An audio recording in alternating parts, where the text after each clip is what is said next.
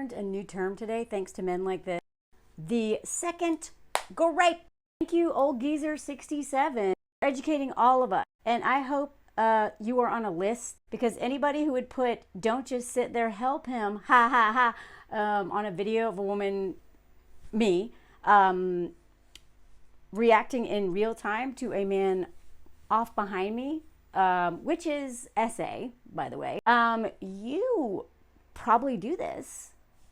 I'm guessing probably worse. Anyway, before I get into this and how, especially the way women have been treating me on a video with 800,000 views now of me literally just talking about my real life experience with SA, I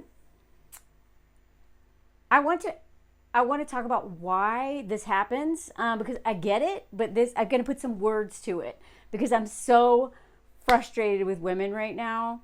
Like, men, y'all do this all the time. You do not surprise me, actually. I wish you were more creative, so at least I'd be entertained when you insult me and harass me, but y'all are so lazy. But the women's comments, over 3,000 comments of women shaming me, victim blaming me, this is what it's about, part of it. And I'm going to go into it. I've also got my therapy dog in the background. He's literally snoring right now. I don't know if you can hear. To help all of us walk through this difficult conversation. And I don't know, maybe I'll play some instruments to help ease, whatever. I'm not pulling out the puppets in this one. But I understand, unfortunately, I had to do the hard way, why we do this. I understand more why we do this because of what the internet did to my story, or to me yesterday. Besides men and women telling me I was just doing this to get attention, I don't know if they mean going swimming or talking about my essay. I think both. Or, just basically being like, "You're ugly, no one would do that." Or the classic, this crap, like, "Well, not on me." Or this person saying, "The man doing that to me needs help." Like, he's doing it to you? Like, pick a prettier target, bruh. I mean, this guy is like, why keep people complaining about a cheeky Tommy tank? Like, would y'all just shut up and let us in peace? Even though what they're actually doing is so violent, and I'm going to go into that. Boys like the old and wrinkly. I can't tell you how many men told me I was too old or wrinkly or whatever, ugly. Love it, or you would have left a long time ago. I loved it. Loved it. Or if you just scream, the drunken men will help you. Do you know drunk men? Especially ones who'd been leering at me. You loved it. I don't know anybody would touch you with a 10-foot pole. She looks old enough to make a better decision than this. And one of my favorites, this lady, I pointed out how ridiculous this was, and she was like, I can't believe you're not ashamed to say this. You must like getting essayed if you go swimming all the time at the swimming hole, the local swimming hole. Blow him a kiss, he'll soon be finished. Blah, blah, blah. I had one woman call me old and stupid, and when I called her out on that, she was like, yeah, okay, sorry I used such bad language, but didn't apologize for the real harm. In general, I just block. I probably blocked 500 people in the last 24 hours, mostly men. But I'm leaving that video up with all of its thousands of unhinged, victim-blaming comments because I want documentation of what women go through. I want us to understand how far we have to go.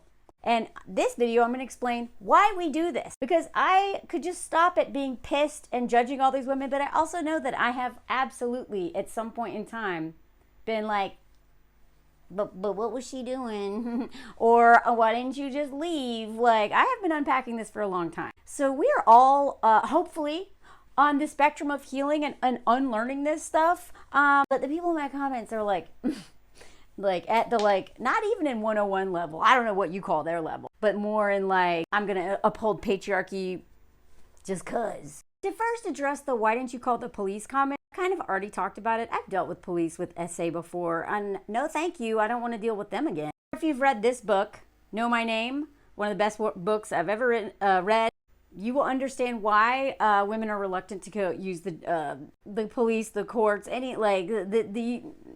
It is this system itself does more harm than the actual predator sometimes. And so do y'all. Some of y'all who might be watching this because you watched the first video, you actually did more harm than that dude. And I need you to sit with that. You may be like, no, but it couldn't be me. I'm going to tell you why it could be you later. Just so you know. And my mutual, G, her and I are going live on the 26th of September. I tag her. And then I'm also going live this Thursday with one of the lawyers that took down Larry Nassar. And she represented the U.S. gymnasts, some of them. Join my Patreon if you want to be at those lives, by the way. Link in whatever. So G pointed out today that in Italy, it is not even illegal to do this. If you want to see the video, it's her latest one, but this is what she's wearing. Sometimes it's hard to find video. And she talks about this article right here, where they actually recently ruled that even with the clear aim of being seen, not illegal. And this man did this in front of students. Old 69-year-old, I can't tell you how many old men do this. It's not only old men, but old men do this a lot. Anyway, basically the Italian parliament, a year before this article was written, decriminalized the offense of lurking in places frequented by girls in order to be seen. Decriminalized this. There was a case in Sweden where he got off because it wasn't directed at somebody. So it actually is illegal here, but nothing's going to happen. My number one priority was to get out of there. I'm surrounded by men. And just for anybody else, I forgot to mention this yesterday. I am so careful to avoid my own grape and assault that I carry 3 towels with me. 2 for ghost friends who aren't with me. I select the area I go to very carefully so I'm not exposed so men don't know I'm there, but I'm not completely hidden in case someone discovers I'm there. I have spent 6 years going to the lake and the river here and trying to navigate men, and because swimming in public in a bathing suit to cool off in a country that doesn't have air conditioning, I am sorry, I will not just stay home. I refuse. I will not go swimming because men are there. But believe me, I have worked tirelessly to figure out how to deter them from graping me. Bring headphones that I don't listen to anything on so that might deter them from yelling at me and talking to me, but I don't have anything on because I want to listen just in case they're sneaking up on me. Put stuff in the path so that men coming up who might want to come down there and see if there's a place, they will think, oh, it's already taken, so that people won't even walk by me. You have no idea how hard I work to not get raped or assaulted. Oh, I'm sorry. I work hard at this, and it's not my fault that I still want to go swimming in a country with no air conditioning, a public place that everyone goes swimming. A really great piece in the Huffington Post. It's like, why do men in front of women without their consent? Because this is not about them just being so horny and uncontrollable, men just being men. It is about power. It's about violence. It has nothing to do with Schmeg's Drive. Talk to any woman in her 40s or like late 30s about Schmeg's Drive, and I'll tell you who has a higher drive. You will never convince me that men do this because they need to or because they're driven to. It has nothing to do with Schmeg's. It is about power and violence. So if you're going to question anything about men, question the violence. That's what it's about. And just so you know, this right here is a naturalist beach. This is at the lake. I have been there. I actually chose to go there instead of the river sometimes because at least there are women there who will protect me. But I also don't want to deal with like looking at men's So sometimes I go to the beach and take my chance of not being stared at by men or talked to by men or just having to deal with men by going there because there's women there, more women there. But then there's always some old dude who's just playing with himself looking at you. So then, it's like, which one? And you have no idea how hard it is to go swimming. If I'd gone to this and this had happened, people would be like, but it's your fault because you went there. But I didn't go there this time. I went there. I know the places where dogging happens because everyone's like, it's a dogging play. La, la, la, why are you? La, la, la, la. Believe me, I know where the dogging happens. It happens right over here. There's this bridge right here. That's where dogging happens. That is where, especially a lot of gay men go there. It does not happen over here. They know that's the place for dogging. This is the place where like families and stuff go. And anybody who questions where to go, there's plenty of websites about the dogging society that tells people where to go. There's this one too. This one too. Plenty of info. So I am not in the place where people go to Doug or that it's okay and acceptable to do that.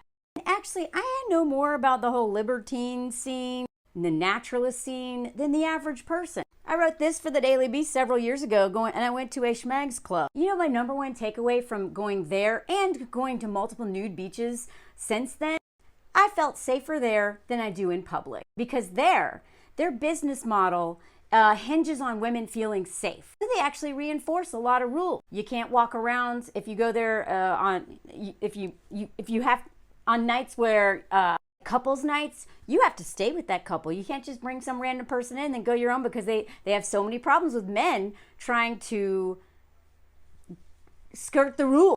I told y'all about the camping place, the Libertine Camping Club. There's several around the country where you get one chance. If a woman says no to you once and you don't respect it, you are banned for life. Everything at that camp is about, they say, woman is queen, and her safety and security is the foundation of this camp. Ask anybody who has hung out in like a lot of the spaces like this, where the rule, like where it was actually where women's safety was central. Those are the safest places I've ever felt, like public spaces. Way safer than a subway, walk out. Like, so many people are like, they want to blame the place.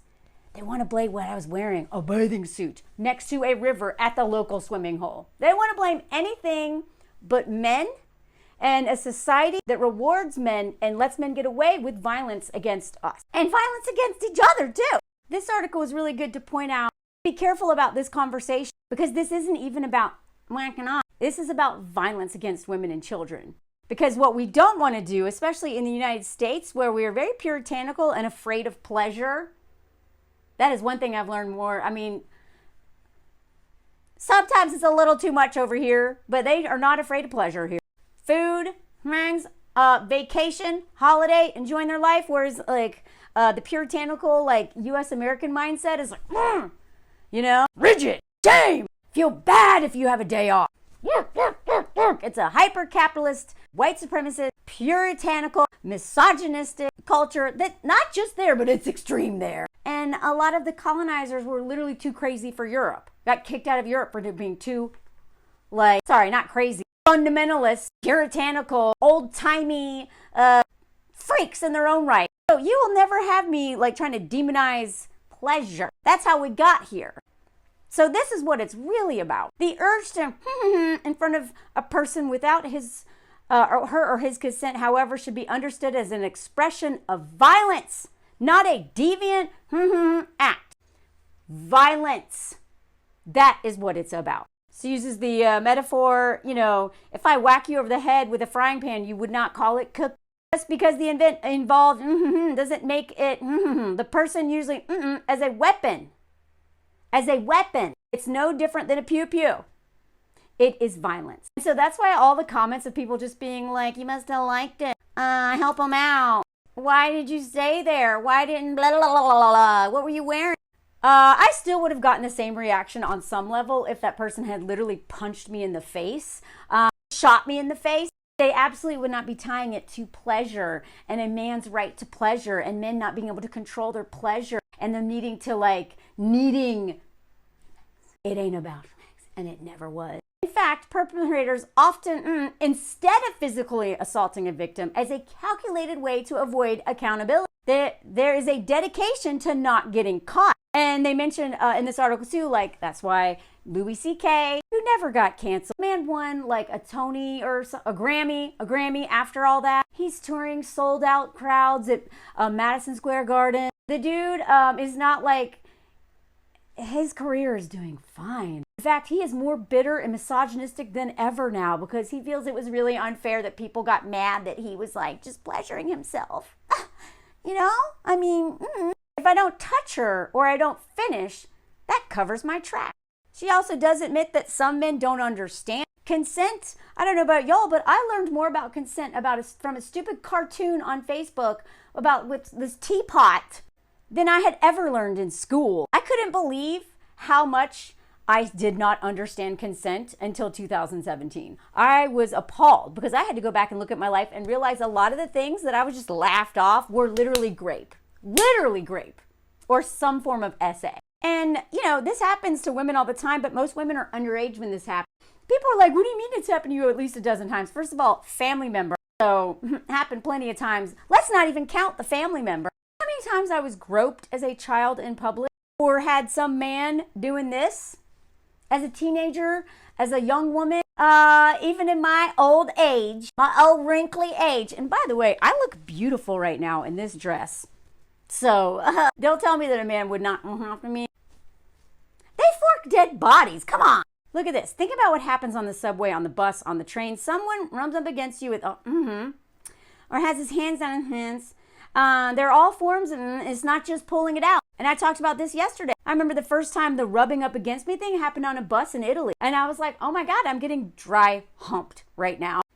And this man literally put his hands around my hips and I was like, I didn't say anything. I slapped his hands away, but I was too embarrassed to say anything because I didn't think anyone believed me. This innocent little old man with his little hat.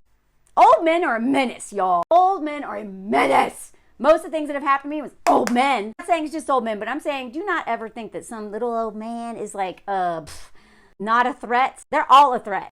And because is so rarely discussed in mainstream culture, especially in relation to SA, it gives victims an additional impulse to stay silent and provide predators with an additional layer of protection. The more ambiguous this act is, the less likely the victim is to come forward. People are extremely good at saying, oh, well, we'll look at a little to the left. Even when I tried to talk to y'all about what was happening literally behind me yesterday, so many people were like, how do you know that's what he was doing?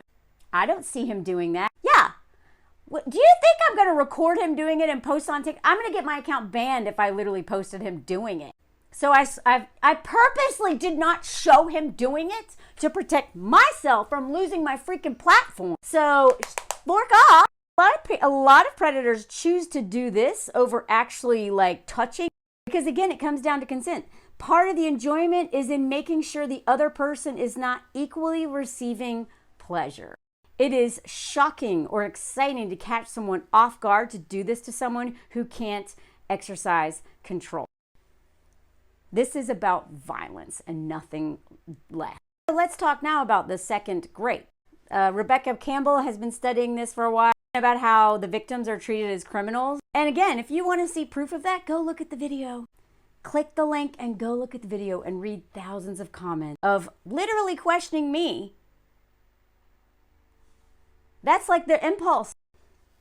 She says that this is something that the secondary victimization is something that exacerbates their post-traumatic stress symptoms above and beyond the grape itself. That's what I was trying to tell y'all yesterday. I was okay after that event because I've been through it before. I kind of knew how to handle it. I tried to let myself like process the feelings, feel the feelings, like, I don't know, whatever.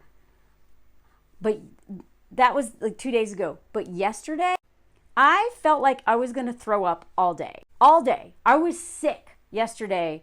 And every time it's because I opened this stupid app to see who I needed to block. Because if I don't block all these people, the men especially, then the algorithm is going to send more of them. So I had no choice but to babysit that stupid video all day. And a part of me wanted to shut it down or private it. But I at this point, I've worked so hard to keep, to block men. I've paid such a price for having that thing up that now I want it as evidence of what we as a society do to women when they dare to talk about the violence of men. And yes, is violence.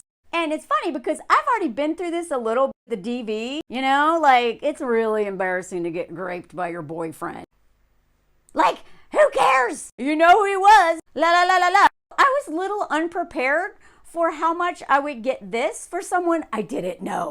I didn't even have people being like, well, I like your boyfriend, so I'm going to take his side. This is a literal stranger. And people are siding with this man over me. I was not ready for that. I was not ready for that. This is a new level of what the fork, oh my God, that I have never experienced on this level. The video almost has a million views at this point. I know how the internet is. I've been a journalist and a writer for a long time. When I wrote about that thing, when they slut shamed me in the British tabloid, like, I'm used to this. This is not my first rodeo. This is my first rodeo with women hating me so much or blaming me so much. I was not prepared for this. But now I want to talk about the thing that drives women to do this, to behave this way. Because I actually have a lot of empathy for women, and I know why we do it, and I want to put words to it, right? Because every day, or maybe not every day, but every week probably, there's a new little voice that's so cruel and so mean to myself or others. And I'm like, who is this demon in my head?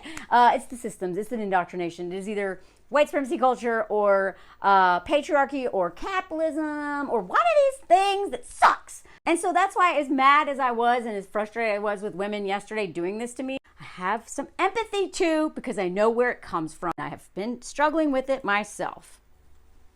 Right? Which, by the way, if you're not following the delusional influencer, Tammy, she does great work around developing empathy as a way to deconstruct all these systems. She's brilliant. I love her. Try to remember to put a link. If I don't, please tell me in the comments if I forgot. I also want to give credit to one of the commenters. Again, I learned a lot from the comments yesterday, and this one is on YouTube. I'm sorry, I didn't show your name because I don't know if you want it shown. Who gave me this term, defensive attribution. And this commenter who gave me this term to also look. So thank both of y'all, because I felt a little crazy for feeling more upset at the internet than at the dude. Now it makes sense. So defensive attribution, what is it? It's basically the correlation between the person who is observing this situation and how much they relate to the people involved, and how they assign responsibility. And they do this so that we feel more in control, therefore more preventable. And then we don't have to be as afraid. They also talk about cognitive bias and how that is wrapped up in this, because an individual change their beliefs about a situation is based upon the motivations or desires rather than their own motivations, rather than the factual characteristics of the situation. It won't happen to me. This is another article about how the victim blaming, especially for women, is what gives us a sense of, thank God I'm still safe. We have to blame her, because it is scary thinking that this could happen to any of us at any point in time. It makes more sense to blame the victim. And we do this to avoid threats to our self-esteem or to avoid fear. People are more likely to attribute blame to the victims of unfortunate events when they identify closely with them, as this allows for a sense of distance or differentiation from the misfortune. Because people, I forgot this. So I was like, what? Of all people, why are women doing this? Why wouldn't they do this? This is a self-protective thing. The world is so much, feels so much safer if we can literally explain away everything that happens to women as, oh, it's because she did that and she did that and she was wearing this and she was by a river. Duh, dummy. It's protect one's self-image or reduce feelings of vulnerability and fear. This gives us, we can distance ourselves from ever having to deal with the same fate. And this isn't just about assault. Think of all the time that you know someone, especially a woman, who was cheated on, and you blame her, or you blame the other woman. I'm not saying that the other woman is never involved, but so many times, most of the responsibility lies on that man. He chose to leave his marriage and betray her. And a lot of times he's lying until he gets her, like this. I'm not saying all the time. I know there's a lot of homewreckers who go after married men. I'm not denying that. But I am saying that a lot of times it never occurs to us that he may be lying to her about having a wife, until she likes him enough, and then she's like, crap, and she's already got this, well, I've already, betrayed a woman, I guess I'll just keep going along, whatever, it's very complicated. And then this comes into place where, he wouldn't do this to me. He did it to his wife because she's crazy. She's crazy. She did all this stuff with the kids, and I'm not saying that women men are always at fault. I know plenty of times where women have absolutely terrorized their husbands. But I'm just saying, if your first instinct is to call some woman crazy or other yourself and think that you're going to be the exception, you're in danger. This also happens with social issues. So this is a big conversation around everything. How much do we blame people unhoused, the victims of any kind of terrorism, and I mean the real terrorism, not the empire's reaction, right? Because the real terrorism usually comes from the person with the power, like the United States, for instance. Oh, well, we wouldn't have had to blow them up if they just hadn't blah, blah, blah. Even though we have policies that have been starving them and stealing their resources and all this other stuff. Workplace incidences. Whenever someone gets fired and you're like, well, it wouldn't be me. Well, and anytime someone gets screwed over, I think the human brain is like, okay, am I safe? Oh, well, he did this and she did that and there, so I'm going to be okay.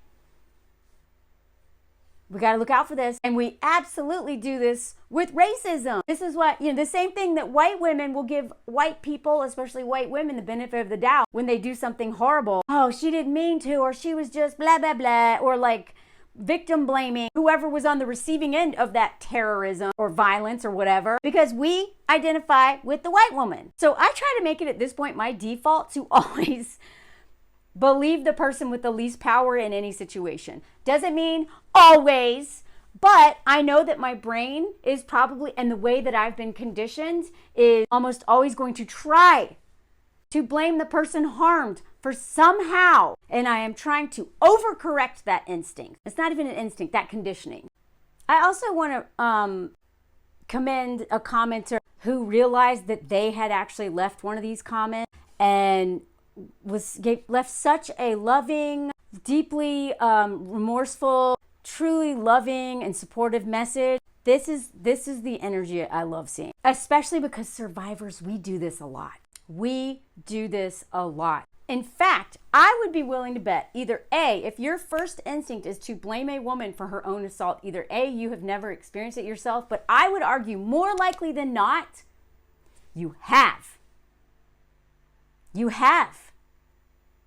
And especially if you have it in your family, your instinct with a family member who is doing this to you, your little kid brain is like, it seems wrong what they're doing, but they feed me, they house me, I will die without them.